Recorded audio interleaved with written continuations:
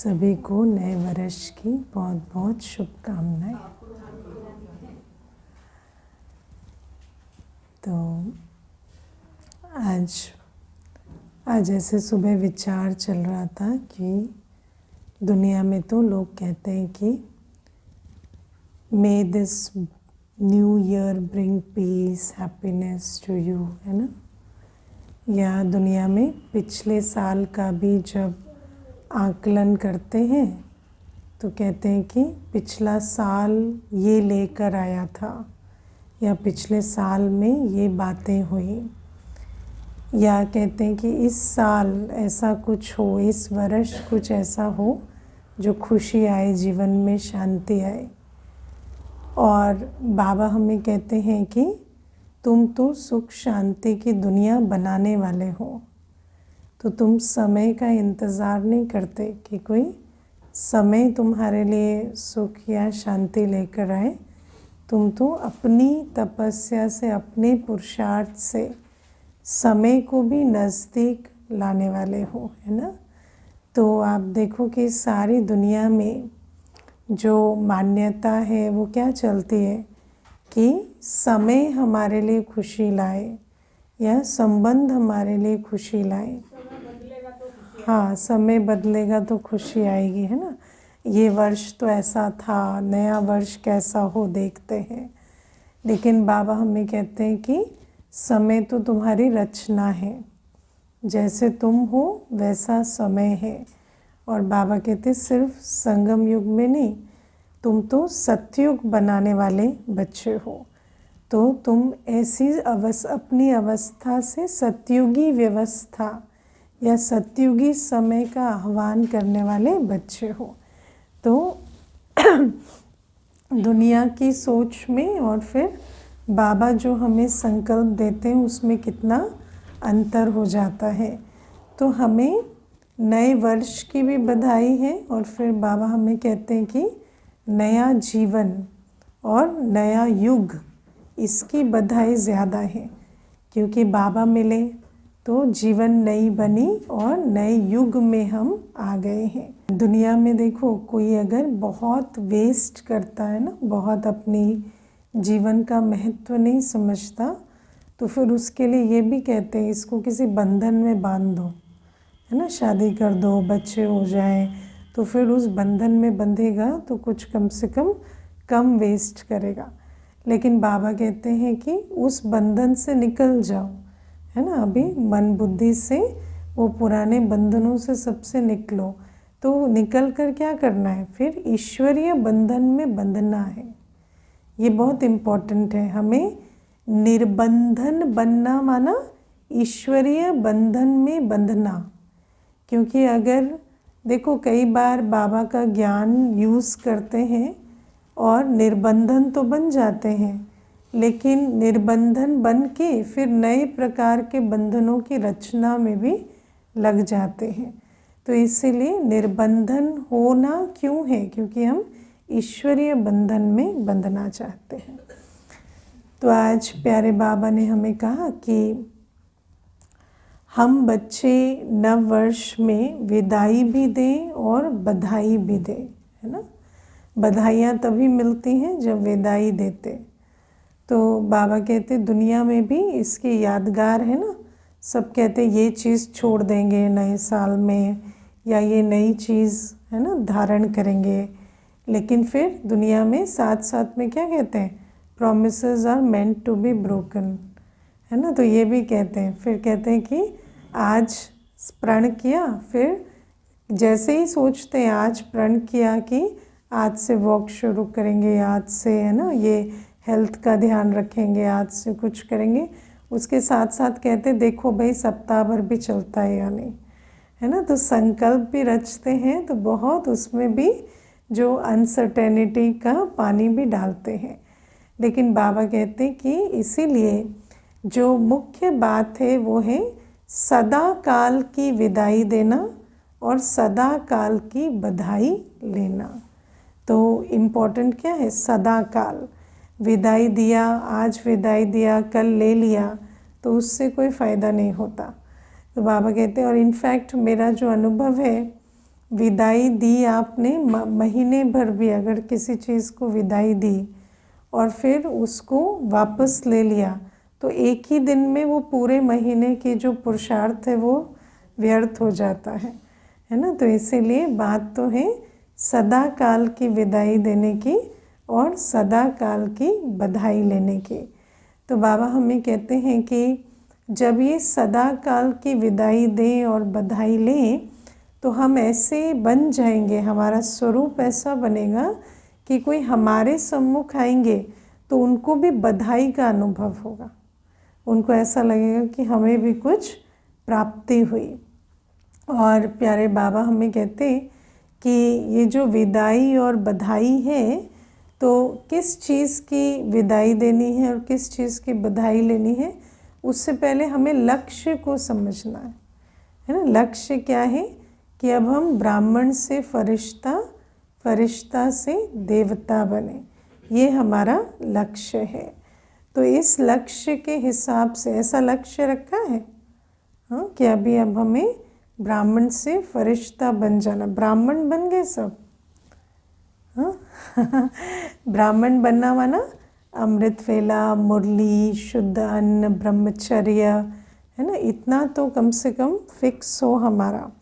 अगर उतना भी नहीं है, डेली मुरली नहीं फिक्स हुई या अभी तक अमृत वेला नियमित नहीं होता या ब्रह्मचर्य की धारणा नहीं है या शुद्ध अन्न नहीं है, तो फिर क्या कहेंगे कि ब्राह्मण तो अभी बने नहीं हैं।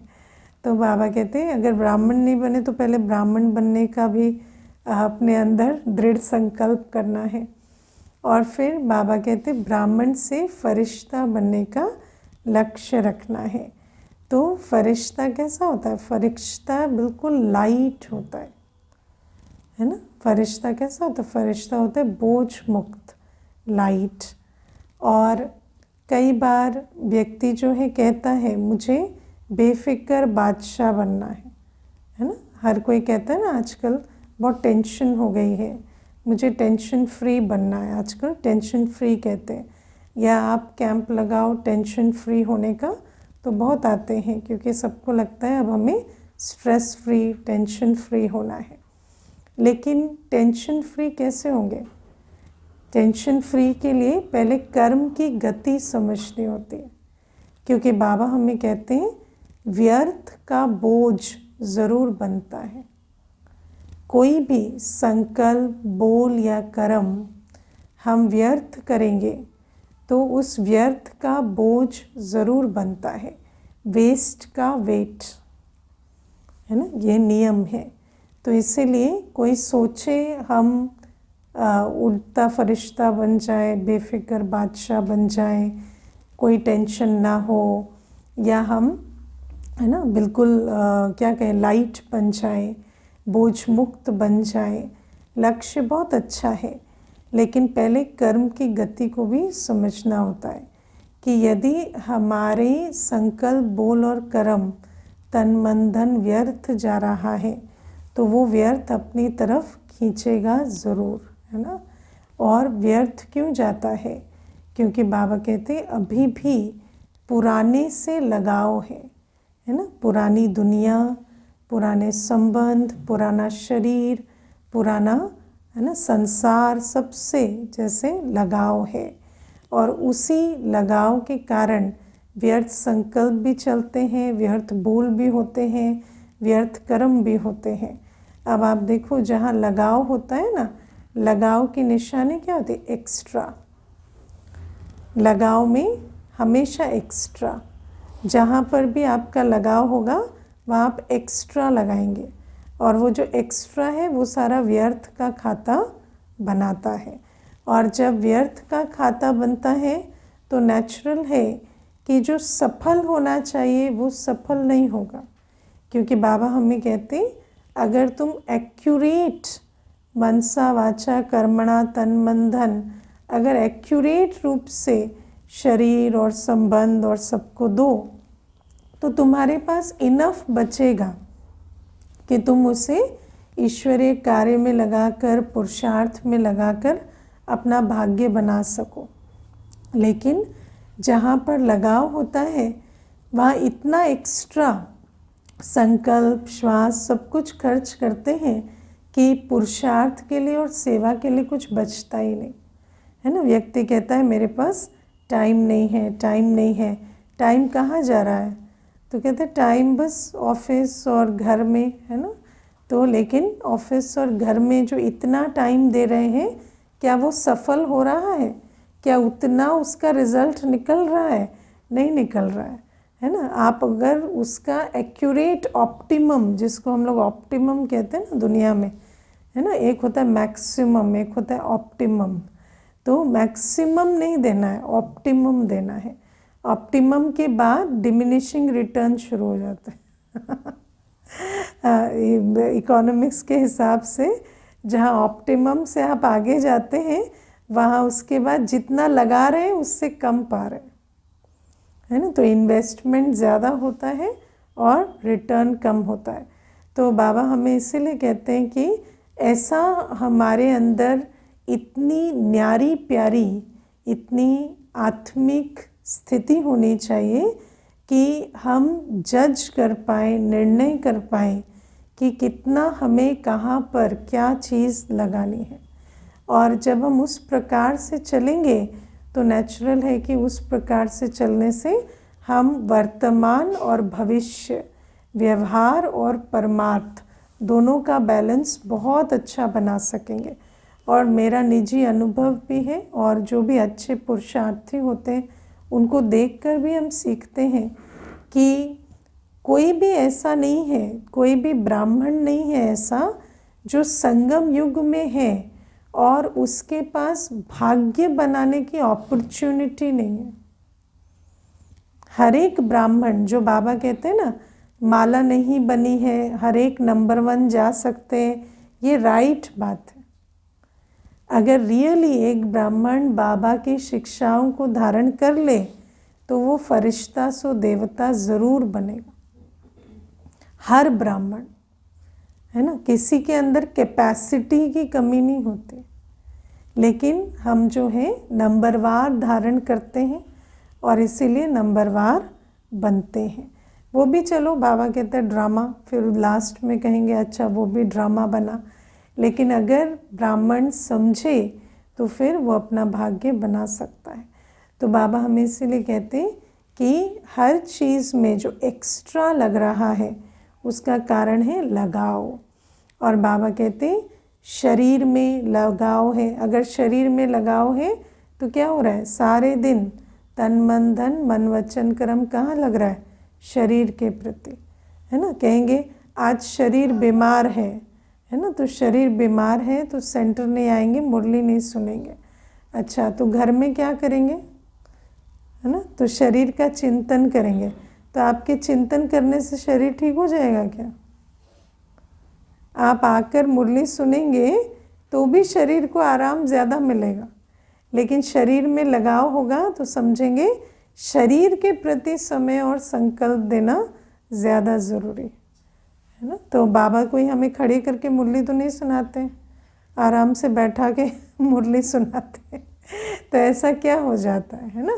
तो बाबा हमें इसीलिए कहते हैं कि शरीर से, संबंध से, पुरानी दुनिया से लगाव होता है, तो उस कारण से हमारा बहुत वेस्ट का खाता बनता है और वो सारा बोझ लेकर आता है। हर आत्मा आज स्ट्रेस्ड है, चिंता का, भय का संस्कार बनाती किससे? Over thinking about the body, relationships and the world. आप जितना अटैचमेंट है उतना आप उसके बारे में ज़्यादा सोचते हैं, और अगर आप जिस चीज़ को कंट्रोल नहीं कर सकते उसके बारे में बहुत सोचे तो क्या होगा? आपके अंदर चिंता का संस्कार, भय का संस्कार बनेगा। इतनी सिंपल सी बात है, लेकिन बाबा कहते हैं इतनी सिंपल सी बात बच्चे समझते नहीं। और फिर बाबा ये भी हमें बताते हैं कि अगर किसी चीज़ का बहुत चिंतन करते हैं तो आत्मा का जो संस्कार है कलयुग में क्या है? हाँ, नेगेटिव। तो जिसका बहुत चिंतन करते हैं वो चिंतन एक्यूरेट होता है तो चिंतन का रूप होता है, एक्स्ट्रा होता है तो चिंता का रूप लेता है। और जब चिंता का रूप लेता है तो आप जिस चीज़ की चिंता कर रहे हैं आप उसी को जैसे उसी को एक क्या कहें श्रापित करते जाते हैं क्योंकि हमेशा ये ना हो जाए वो ना हो जाए, और अपने अंदर भी जो है चिंता या भय का संस्कार आत्मा को सुख नहीं देता। तो इन बातों को हम समझें और अपना जो लगाव है उस लगाव पर काम करें। मैं आत्मा हूँ, नष्ट मोहा बनना, अशरीरी स्वरूप की प्रैक्टिस करना, इस पर हमें अटेंशन देना है। फिर बाबा आज कहते चलो संबंध होता है या जो पुरानी शरीर होता है उससे भी कभी कभी थोड़ा सा अपने आप को न्यारा कर लेते हैं, नष्ट मोह हो जाते हैं। और इनफैक्ट आजकल तो दुनिया में कहते हैं कि संबंध से तो मोह ही नहीं रहा है ना, ऐसे भी कहते हैं आजकल तो। लेकिन बाबा कहते हैं कि जो सूक्ष्म जो चीज़ हमारा बहुत बोझ बनाती है वो है हमारा पुराना संस्कार। उस पुराने संस्कार का अभी अंतिम संस्कार नहीं किया है ना। तो वो जो पुराने संस्कार है उस कारण से हमारे व्यर्थ संकल्प भी चलते हैं, बोल भी होते हैं, कर्म भी होते हैं। और वो जो अपने निजी संस्कार जिनको हम कहते हैं मेरा संस्कार, जो है पुराना संस्कार, जो है रावण की चीज़, लेकिन जब उसे कहते हैं ये मेरी आदत है, मेरा संस्कार है, तो फिर उस संस्कार के आधार से बहुत सारा व्यर्थ कर्म, व्यर्थ संकल्प, व्यर्थ बोल जो है वो बोलते रहते हैं। तो वो जो संस्कार है उनको हमें अब आइडेंटिफाई करना है ना। और बाबा कहते हैं उन संस्कारों पर अब हमें विजय पानी है। और वो जो संस्कार है अगर वो परिवर्तन नहीं होते तो फिर हम फरिश्ता नहीं बन सकते है ना। या बाबा आज कहते बेफिक्र बादशाह नहीं बन सकते, क्योंकि फ़िक्र का कनेक्शन कर्म की गति से है। फ़िक्र का कनेक्शन सिर्फ ये नहीं है कि फ़िक्र करते हैं, लेकिन अगर हम वेस्ट करते हैं तो हम फ़िक्र ज़रूर करेंगे है ना। वेस्ट, आप छोटी सी बात सोचो, मान लो आपके हाथों से कोई पैसा वेस्ट हो जाता है, आप कितना भी सोचें हम उसके बारे में चिंता ना करें तो आप चिंता ज़रूर करेंगे। क्यों? क्योंकि वो वेस्ट हुआ है। वेस्ट आपको ज़रूर खींचता है। आप देखना, आपने 500 रुपये अच्छी जगह खर्चे तो उसको आपको खुशी होती है, क्योंकि बाबा कहते धन भी कर्म की गति है ना। तो धन सफल होता है तो खुशी देता है, लेकिन वहीं आप 20 रुपये कहीं रख कर भूल गए है ना, या जो सामान लिया और पैसा जो है मिसकैलकुलेट हो गया और 20 रुपये एक्स्ट्रा देकर आ गए, तो वो आप भूल नहीं पाते, फिर आपको संकल्प उसके चलते हैं। तो बाबा कहते इसीलिए ये जो कर्म की गति है, जहाँ भी वेस्ट होता है, जहाँ भी सफल नहीं होता, वहाँ ज़रूर है कि व्यर्थ संकल्प भी चलेंगे, बोल भी निकलेंगे और कर्म भी होंगे। तो इसीलिए बाबा हमें कहते कि जो संस्कार है हमारे, जो वेस्ट कराते हैं, उन संस्कारों पर अब हमें जीत पानी है। तो हर एक को अपना अपना देखना है कि कौन से संस्कार हैं हमारे जो हमसे वेस्टेज कराते हैं, संकल्प, बोल और कर्म की, है ना। और ख़ास आजकल तो मैं समझती हूँ समय की वेस्टेज, क्योंकि अगर आप समय को चेक करें, इसीलिए बाबा ने हमें चार्ट लिखने को कहा है ना। तो चार्ट में हम जब समय की वेस्टेज को चेक करते हैं तो अच्छे से पता चल जाता है कि कौन से कर्म हैं जिनमें वेस्ट हो रहा है और उसके पीछे क्या संस्कार है ना। तो कईयों में संस्कार होता है बोर होने का, है ना, हम बोर हो गए है ना, या हम उदास होते हैं, तो ये सारे संस्कार भी, एंटरटेनमेंट की आस है ना, कुछ नया चाहिए, कुछ नया चाहिए, ये वाली आस, तो ये सारी चीज़ें भी हमारे वो संस्कार हैं जो हमने पीछे बनाए हैं, जो हमें वेस्ट की तरफ खींचते हैं। तो ऐसे बहुत सारे संस्कार हैं, ओवर डूइंग, ओवर थिंकिंग, ऐसे बहुत संस्कार हम बनाते हैं। और बाबा कहते हैं जब तक हम सोचेंगे ये मेरा संस्कार है ना, क्योंकि कोई भी चीज़ हमें खींचती कब है, जब उसमें मैंपन, मेरापन होता है। तो जब तक हम कहते रहेंगे ये मेरा संस्कार है, तो छूटेगा नहीं। और बाबा कहते जो संस्कार है उनको हमें योग अग्नि में दग्ध करना होगा। कई बार सोचते भी है ये संस्कार छोड़ दिया है ना, ये आज से नहीं करेंगे, फिर कितने दिन नहीं करते, 2 दिन 3 दिन 4 दिन है ना। लेकिन उसके बाद देखो, मैं अभी एक छोटी सी बात बताती हूँ। एक कन्या आती है, तो उस कन्या को ना छोटी कन्या है, 15-16 वर्ष की है, लेकिन उसको क्या हो गया है कि मैं पतली हो जाऊँ है ना, और मैं ऐसी एक प्रकार की दिखूँ। तो वो जो सारे संकल्प हैं उसके कारण अभी बहुत सारे संस्कार बना लिए।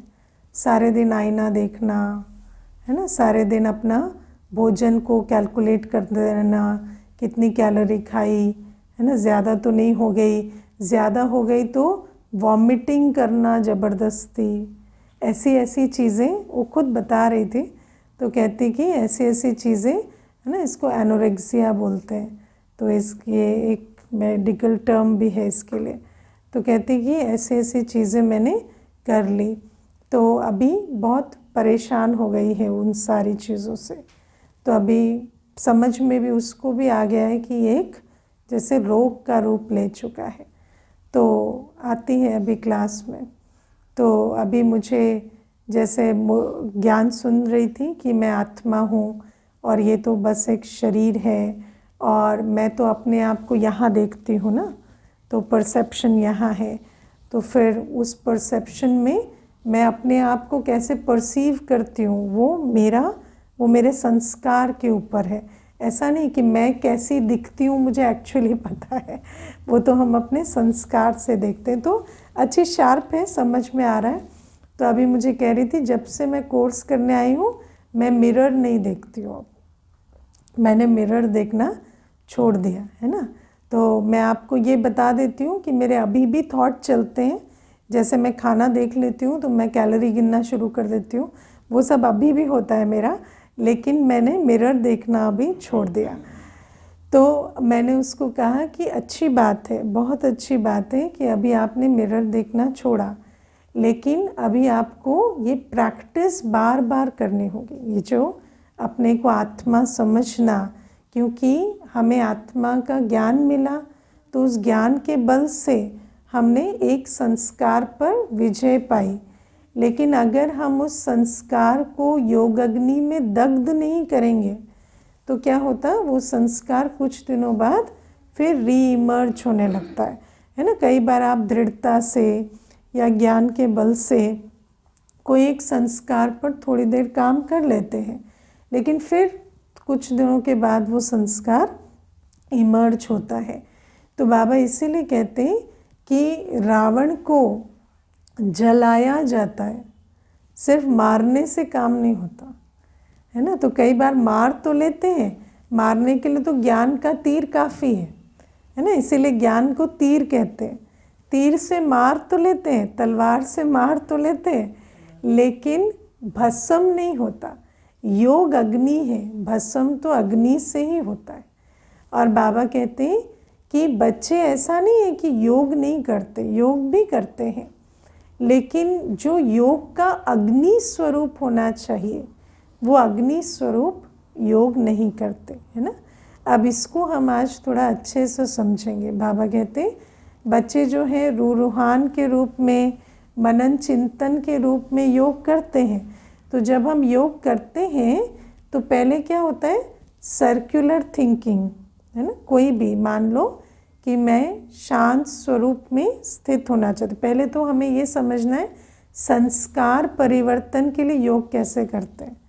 तो मान लो मेरा संस्कार है इरिटेट होने का है ना, तो मैं इरिटेट क्यों होती हूँ, क्योंकि मेरे अंदर लव एंड रिस्पेक्ट की कमी है। आप इरिटेट क्यों होते हैं किसी से, क्योंकि आपके अंदर बेसिकली रिस्पेक्ट की कमी होती है ना। आप किसी ऐसे से इरिटेट नहीं होते जिनसे आपका प्यार होता है ना, उनकी तो इरिटेटिंग बातें भी आप बड़े प्यार से सुनाते हैं है ना लेकिन जहाँ प्यार नहीं होता वहाँ एक्सेप्टेंस नहीं होती, तो वहाँ इरिटेशन होती है। तो पहले आपको समझना होता है कि वो जो संस्कार है उसका बीज कहाँ है ना, किस गुण या शक्ति की कमी में उसका बीज है। तो मान लो मुझे इरिटेट होने के संस्कार पे काम करना है, तो मुझे उसके लिए कौन सा स्वरूप का अभ्यास करना होगा, इस स्वरूप का कि मैं स्नेह स्वरूप आत्मा हूँ, है ना, मैं लवफुल सोल हूँ। जब और बाबा को भी प्रेम के सागर के रूप में हमें याद करना होगा, ठीक है। तो पहले तो जब कोई संस्कार हमें आइडेंटिफाई होता है, पहले तो हमें ये संस्कार को पहचानना मुश्किल, फिर उस संस्कार का बीज क्या है वो भी पहचानना होता है, और उसके बाद हमें उस संस्कार का विपरीत जो बाबा हमें गुण या शक्ति देते हैं, उस गुण या शक्ति के स्वरूप में बाबा को याद करना है और अपने आप को भी उस गुण के धारणा में स्थित करना है। ये विधि है। अब दूसरी बात इसमें आती है कि जब भी आप किसी स्थिति में स्थित होना चाहते हैं तो पहले क्या करना पड़ता है, पहले उसके लिए बहुत सारे विचार चलाने पड़ते हैं, है ना। जैसे मैं लवफुल सोल हूँ तो मुझे अपना अनादि स्वरूप आदि स्वरूप जो भी लवफुल है उसको इमर्ज करना है ना। या स्नेह जो है वो मेरा निजी स्वरूप है, मैं तो स्नेह के सागर की संतान हूँ। ऐसे कई प्रकार के हम संकल्प, जिसको हम लोग कहते हैं कि सर्कुलर थिंकिंग, कोई भी चीज़ को आपको मोमेंटम देना है, कोई भी चीज़ को आपको बल भरना है, तो आपको पहले उसकी सर्कुलर थिंकिंग करनी पड़ती है। माना उसी कॉन्सेप्ट के अराउंड, है ना, स्नेह के अराउंड कई स्नेह के टाइप के संकल्प आप चलाते हैं। कमेंट्री कैसी होती है ना, मैं स्नेह स्वरूप आत्मा हूँ, मैं स्नेह के सागर की संतान हूँ, है ना, मेरा तो मूल स्वरूप स्नेह है। सतयुग में हम कितने स्नेह स्वरूप थे, हार्मनी की दुनिया थी, है ना। तो इस प्रकार से हम संकल्प चलाते, लेकिन संकल्प चला चला कर जब आप स्थिति बना लेते हैं तो स्थिति में फिर एकाग्र भी होना होता है ना। कई बार क्या होता है, हम योग ज़्यादा टाइम नहीं करते, तो हम बैठे 2 मिनट योग में बैठे, 5 मिनट बैठे, 10 मिनट बैठे या 45 मिनट भी बैठे, तो भी हमने वो संकल्प चलाए चलाए चलाए, थोड़ा सा अच्छा लगा, थोड़ा माइंड बिजी रहा, उसके बाद उठ गए, है ना। तो बाबा कहते लेकिन वो जो संस्कार परिवर्तन है या विकर्म विनाश है वो कब होते, जब आप एकाग्रता में स्थित होते, है ना, अपने स्नेह स्वरूप में, बाबा स्नेह सागर की याद में बिल्कुल एकाग्र हो जाए। आपको बहुत सारे संकल्प ना चलाने पड़े, बस मैं स्नेह स्वरूप और बाबा स्नेह का सागर, और उसी एक फीलिंग में आप स्थित हो सके, उस एक्सपीरियंस में आप अपने को स्टेबलाइज कर सके, तब जाकर वो जो स्वरूप है वो पक्का होता है। या इसको कहते हैं योग अग्नि। जैसे अग्नि है, अग्नि की जो लौ है वो ऐसे स्थिर रहेगी तब तो कुछ पकेगा या कुछ होगा ना। अगर अग्नि फ्लक्चुएट कर रही है ऐसे ऐसे, तो फिर उससे कोई पावर नहीं जनरेट होती, या कुछ जलेगा नहीं या पकेगा नहीं, कुछ नहीं होगा उससे। तो बाबा कहते हैं इसीलिए ये जो एकाग्रता है, योग अग्नि जिसको कहते हैं, जब एकाग्रता होती, जिस स्वरूप में आप स्थित होना चाहते हैं, बाबा के जिस स्वरूप की याद में स्थित होना चाहते हैं, उसमें एकाग्र हो, तब संस्कार परिवर्तन होते, विकर्म विनाश होते।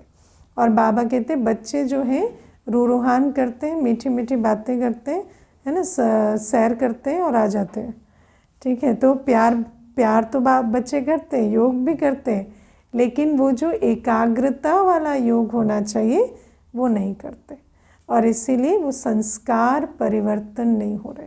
और जब तक संस्कार परिवर्तन नहीं होंगे तो व्यर्थ कर्म होंगे और उसका बोझ भी बनता रहेगा।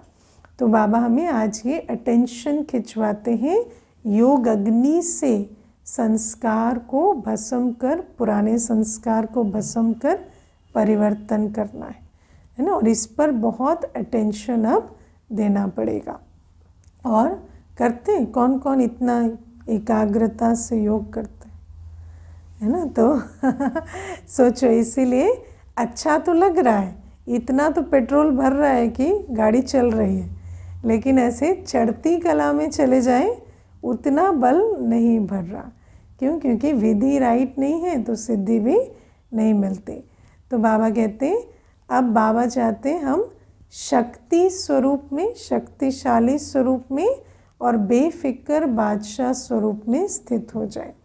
तो बेफिक्र बादशाह का तो सुन लिया, अब शक्तिशाली स्वरूप माना, शक्तिशाली स्वरूप उसको कहेंगे जब आत्मा इतनी स्वराज अधिकारी है कि कर्मेंद्रियों को जो ऑर्डर देती, कर्मेंद्रियां उसी ऑर्डर प्रमाण चलती, है ना। अगर आपने आँख को कहा कि आज 2:30 बजे उठ के एकाग्रता से योग में बैठ जाना है, तो आँख बंद ना हो। बुद्धि को कहा अभी 2 घंटे बाबा की याद में बैठ जाओ, तो बुद्धि भटके ना। तो बाबा कहते हैं ऐसे शक्तिशाली स्वरूप में स्थित होना पड़ेगा। और अपने ही मन बुद्धि संस्कार और इंद्रियां अगर कंट्रोल में नहीं है, तो आप सोचो कि फिर ऐसी आत्मा क्या राज्य बनाएगी। है ना। कुछ भी बनाने के लिए आपको औजार तो स्ट्रॉन्ग चाहिए ना। तो ये तो हमारे औजार है ना। हम आत्मा सत्युग की रचना या अपनी तकदीर को बनाने का कार्य कि किस चीज़ से करेंगे? अपने इन्हीं औजारों से ना। यही तो हमारे अस्त्र शस्त्र हैं, अपने मन बुद्धि संस्कार और कर्मेंद्रियाँ। अगर यही हमारे कंट्रोल में नहीं है, तो फिर हम वो जो तकदीर बनाना या विश्व राज्य की रचना की सत्ता का स्थापना करना, वो कैसे करेंगे? तो बाबा कहते शक्तिशाली स्वरूप में स्थित हो जाओ। और बाबा ने हमें कितना टाइम दिया है? 3 मास, है ना। 3 मास अभी से, आज तो 1 तारीख है ना, तो मार्च तक, है ना। सीज़न का एंड भी होता है। और बाबा कहते 3 मास में अपने शक्ति स्वरूप में बेफिक्र बादशाह स्वरूप में स्थित हो जाओ, है ना। और चेक करते रहना कि कर्मेंद्रियाँ जो हैं वो मेरे कंट्रोल में चलती हैं या नहीं। और अगर नहीं चलती तो फिर उसको चलाने के लिए जो मैं स्वराज अधिकारी आत्मा हूँ, मैं मालिक हूँ, उस और बाबा की याद में रहकर उस मालिकपन की स्थिति का निर्माण करना है। क्योंकि कितना कमी है कैसे पता चलेगी? जब अपनी स्वराज अधिकारी अवस्था को चेक करते रहेंगे। और जितनी कमी है उतना योग विधि तो वही है, ज्ञान योग धारणा सेवा। तो उस विधि को और इंटेंसिफाई करते जाना है। और प्यारे बाबा हमें कहते हैं कि ब्रह्मा बाबा को देखो, ब्रह्मा बाबा ने अंत तक भी त्याग तपस्या और सेवा की, है ना। अंत तक, आखिरी दिन तक भी बाबा मुरली सुना कर गए, है ना। आखिरी दिन तक भी बिना आधार के बैठते थे। बिना आधार के बैठना माना कोई बैक रेस्ट नहीं होता था, है ना। अंत तक बाबा ने पत्र का उत्तर दिया, वो सेवा भी की। 2:30-3 बजे उठकर जो तपस्या करनी थी वो आखिरी दिन तक भी की। तब तो जाकर ब्राह्मण से फरिश्ता और फरिश्ता से देवता बने ना। तो बाबा कहते इसीलिए ये जो निरंतर त्याग तपस्या और सेवा कर सके, मेरी एक दिन भी सेवा ना छूटे, तपस्या ना छूटे और ना ही त्याग छूटे, है ना। ऐसे नहीं, हमने जो चीज़ त्याग दी थी, बाबा ने आराम की जीवन त्याग दी थी। बाबा पुराने में रहे, बाबा नए मकान में नहीं रहे। तो ऐसा नहीं अभी शरीर बीमार हो गया तो अभी तो नए मकान का कंफर्ट चाहिए, ऐसा बाबा की बुद्धि में कभी नहीं आया। कि अब, है ना, कई बार क्या होता है, व्यक्ति कोई चीज़ त्याग भी देता है लेकिन उसके ऊपर अधिकार नहीं छोड़ता, तो फिर क्या सोचता है अभी तो विपरीत परिस्थिति है ना, तो इसमें तो फिर उसका सहारा ले लें या कंफर्ट ले लें।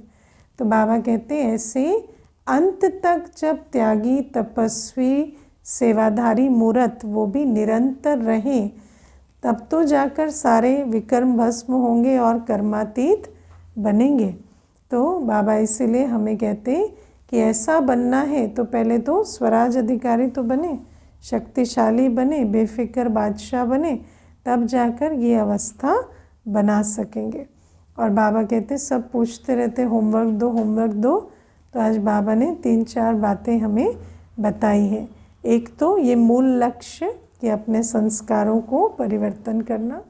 दूसरा बाबा कहते कि कोई भी मिले उसे गिफ्ट दो, है ना, ज्ञान की, गुण की, शक्ति की, वाणी से ज्ञान की गिफ्ट, कर्मों से गुणों की गिफ्ट और स्थिति से शक्ति की गिफ्ट। आज तो साकार मुरली में भी है ना कि हमें ऐसा बनना है जैसे हीरा लाइट देता है, रंग बिरंगी प्रकाश, तो हमारे से भी हर एक को शक्ति का अनुभव हो। तो बाबा कहते ऐसे हर एक जो आपके पास आए उसकी झोली खाली ना हो, हर एक प्राप्ति का अनुभव कर कर आपसे जाए, कुछ ना कुछ उसको गुण की गिफ्ट। गुण की गिफ्ट कैसे मिलती है ना, कर्म। अगर आप गुण स्वरूप होकर कर्म कर रहे हैं, आप मीठा बोलते हैं, आप धैर्यता रखते हैं, है ना, आप मानो कोई हलचल की परिस्थिति है, आप शांति में धीरज में खड़े हैं, तो सामने वाला आपको देखकर सीखता है कि ऐसे भी रह सकते हैं, ये ऑप्शन भी है। पहले तो सोचता था कि अच्छा ऐसी परिस्थिति होती तो ऐसे हलचल में ही आना होता है, लेकिन आज वो सीखता है कि ये ऐसे धीरज में खड़े हैं तो हम भी तो ऐसे रह सकते हैं। तो जैसे हम कर्मों में गुण स्वरूप होकर आते हैं तो वो कर्म के गुण दूसरा भी गिफ्ट के रूप में लेकर जाता है। तो बाबा हमें ये एक होमवर्क देते।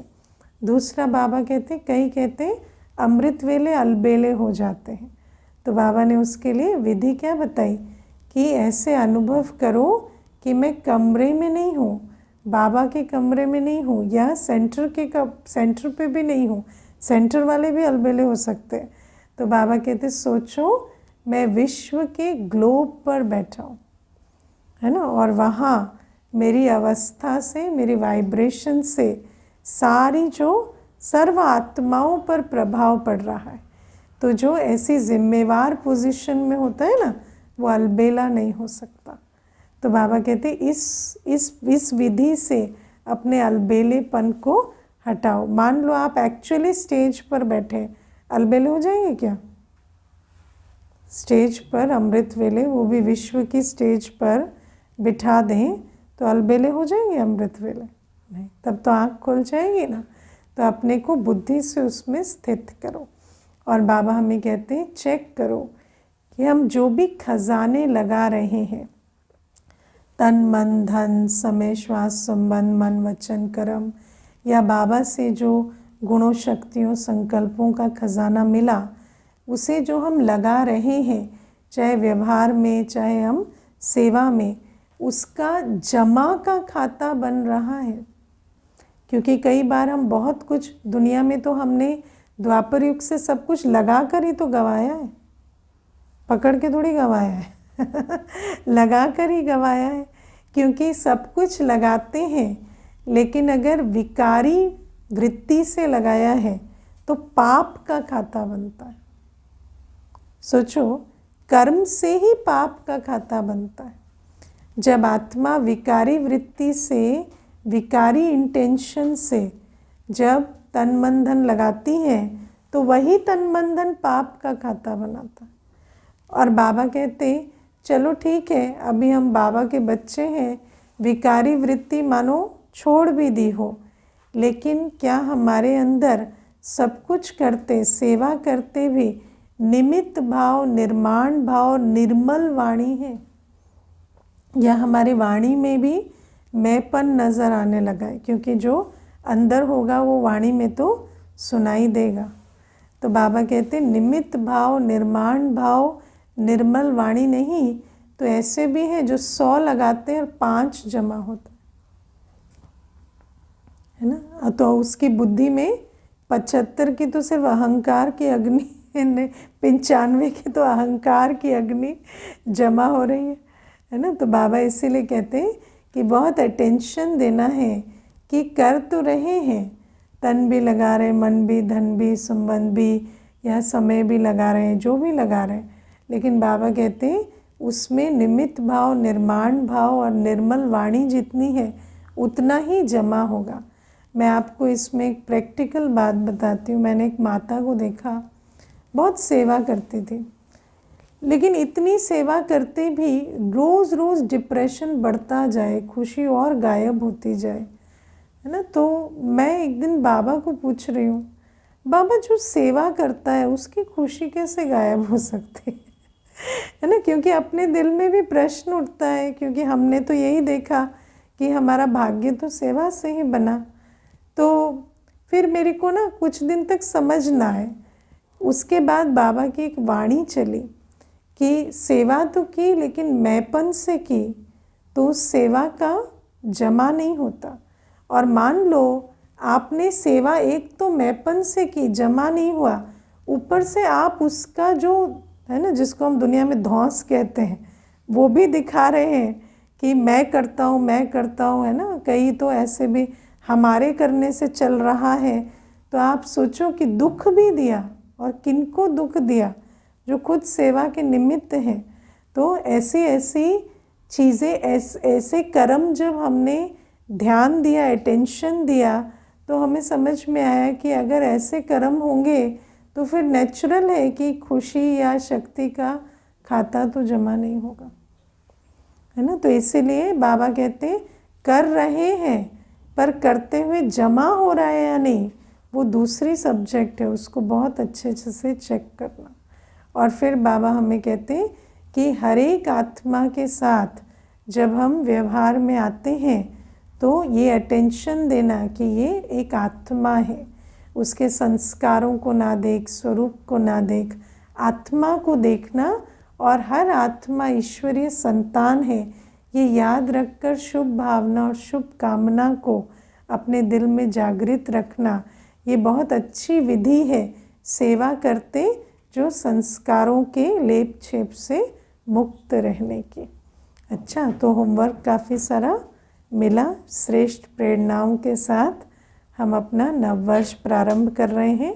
और अभी इसको जैसे रोज़ स्मृति का पानी डालेंगे कि बाबा ने हमें क्या लक्ष्य दिया है, और सदाकाल की विदाई और सदाकाल की बधाई बाबा से लेंगे। अच्छा, ओम शांति।